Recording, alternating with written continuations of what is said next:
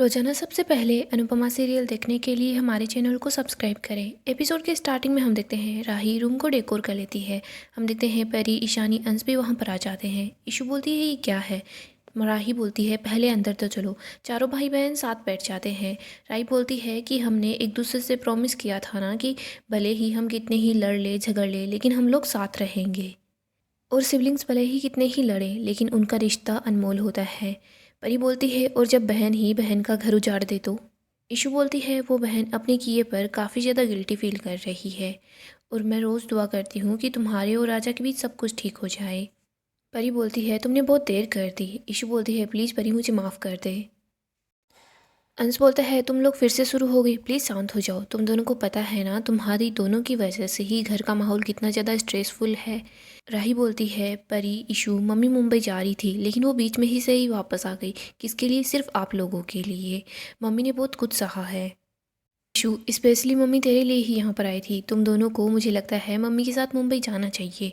अगर यहाँ रहोगी ना तो तुम वैसे ही स्ट्रेस में रहोगी लेकिन मम्मी के साथ जाओगी ना तो तुम दोनों को अच्छा लगेगा। वो जो कुछ कर रही है तुम दोनों के लिए ही कर रही है।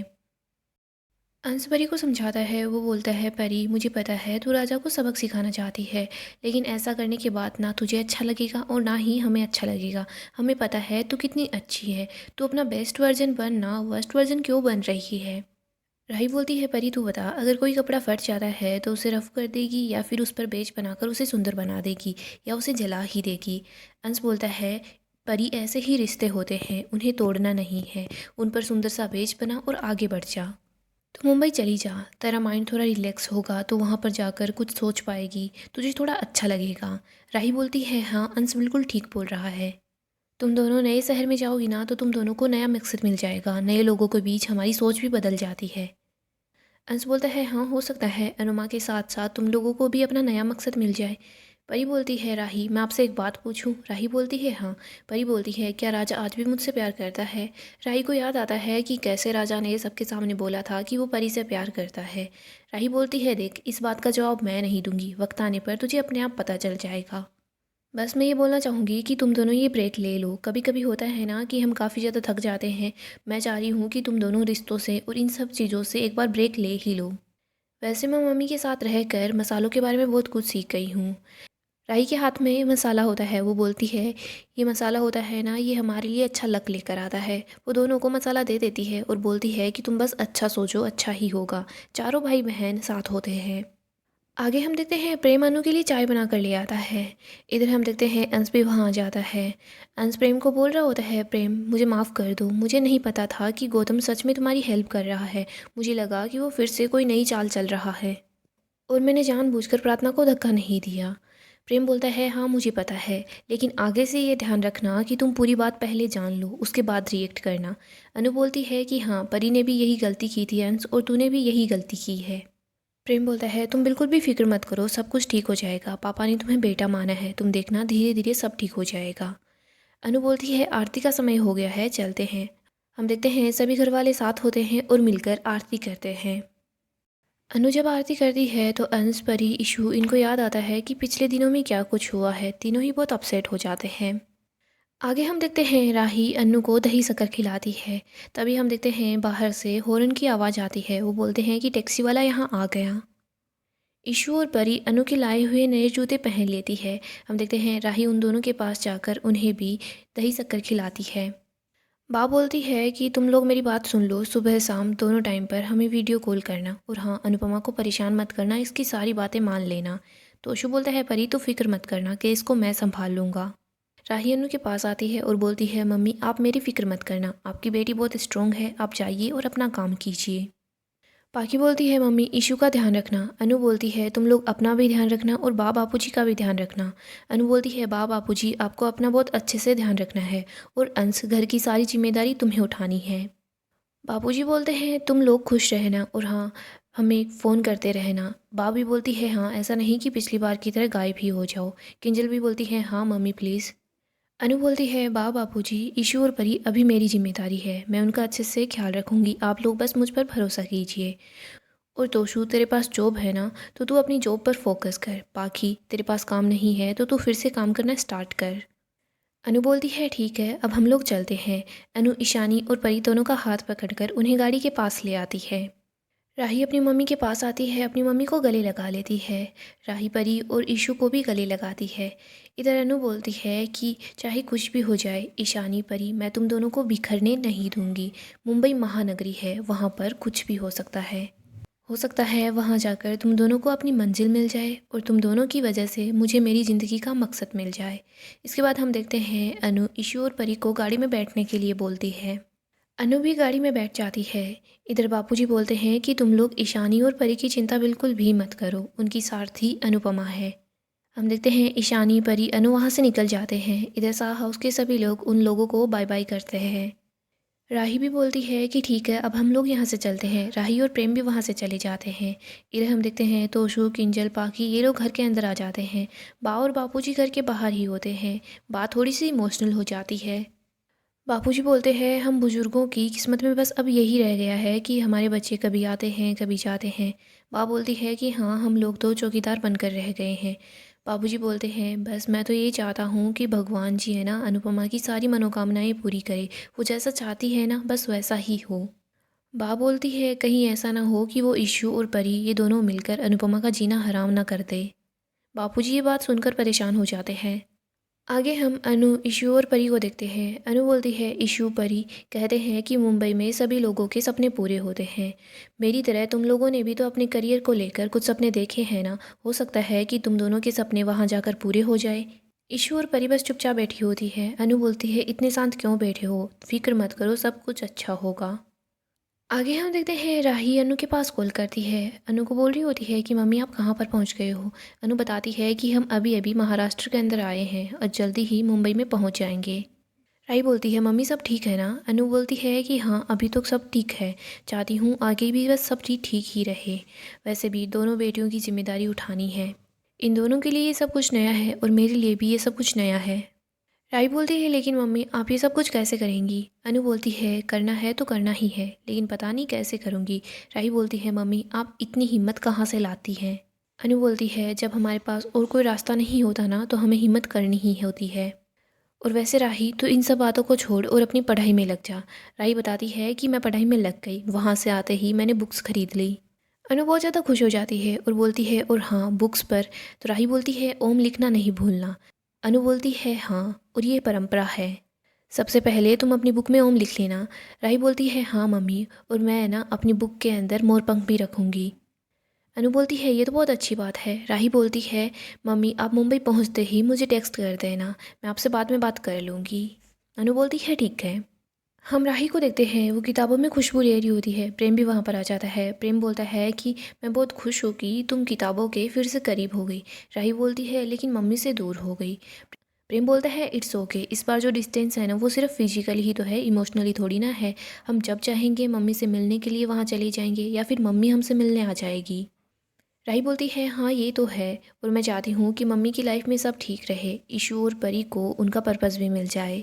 प्रेम और राही दोनों बहुत ज़्यादा खुश होते हैं और बुक्स को ही देखते हैं। आगे हम बापूजी को देखते हैं। बा अपने झूले पर बैठी होती है, बापूजी भी वहाँ जाते हैं। बापूजी बोलते हैं तुम अभी तक सोई नहीं।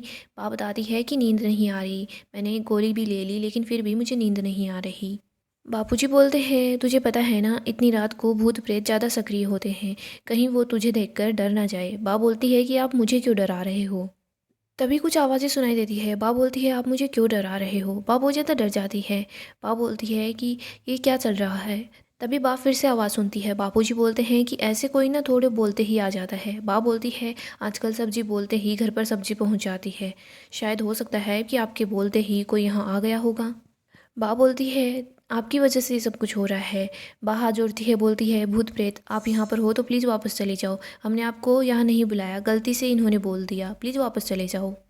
बापूजी बोलते हैं हम यहाँ से चलते हैं। बापूजी वहाँ से चले जाते हैं। इधर हम देखते हैं अंश होता है, वो बहुत ही ज़्यादा हंस रहा होता है, वही थालियों को बजा रहा होता है। वो बोल रहा होता है कि बापूजी कितने स्वीट हैं।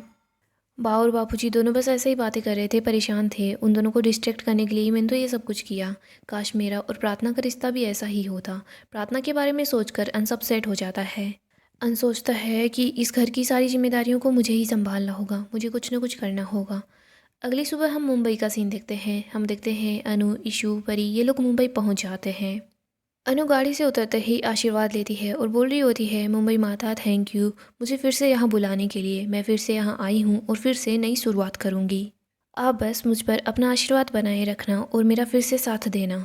अनु इधर उधर आसपास के लोगों को देखती है। इसके बाद वो ईशानी और परी को उठा देती है। वो बोलती है चलो बाहर आ जाओ। ईशू और परी दोनों गाड़ी से बाहर आ जाते हैं। परी बोल रही होती है यहाँ पर कितनी गर्मी है। तभी हम देखते हैं परी एक औरत से टकरा जाती है। वो उसको बोल रही होती है आपको दिखाई नहीं देता क्या, ऐसे मुझसे टकरा कर चल रही हो।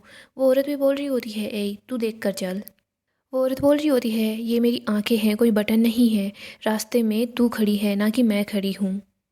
परी बोलती है ईव कितनी गंदी बदबू आ रही है, आप यहाँ से दूर हो जाओ। इधर वो औरत बोलती है मरी हुई मछली में गंदी बदबू ही आएगी, ऐसा थोड़ी ना है कि मैं इस पे परफ्यूम डालकर फिर इसे बेचने जाऊँ। परी बोलती है मरी हुई मच्छी और तुमने मुझे टच किया, ईव ईव ऐसे कर रही होती है परी। वो औरत बोलती है कि मेरी रोजी रोटी को तू गाली दे रही है, मैं तुझे थप्पड़ लगा दूंगी। परी बोलती है इडियट। वो औरत बोल रही होती है इडियट तो तुम हो। अनु उस औरत को बोलती है ताई सॉरी, मैं इन लोगों की तरफ से आपसे माफ़ी मांगती हूँ।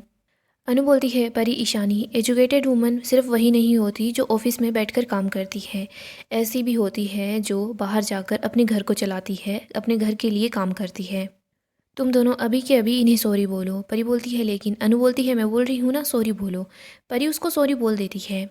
वो औरत अनु को बोलती है आपने मुझे इज्जत दी इसीलिए मैं इन दोनों को माफ़ करती हूँ और यहाँ से चलती हूँ। वो औरत वहाँ से चली जाती है। अनु बोलती है तुम दोनों जाकर सामान निकालो, मैं अभी पेमेंट कर देती हूँ।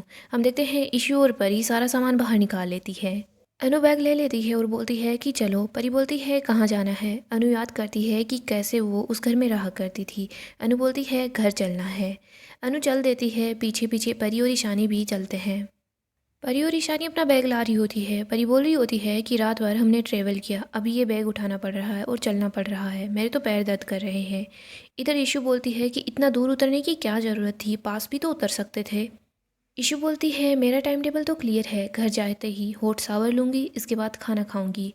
परी बोलती है हाँ मुझे भी बहुत ज़्यादा भूख लग रही है। अनु ईशानी परी आ रहे होते हैं तो बीच में दो औरतें झाड़ू निकाल रही होती है और वो झगड़ रही होती है।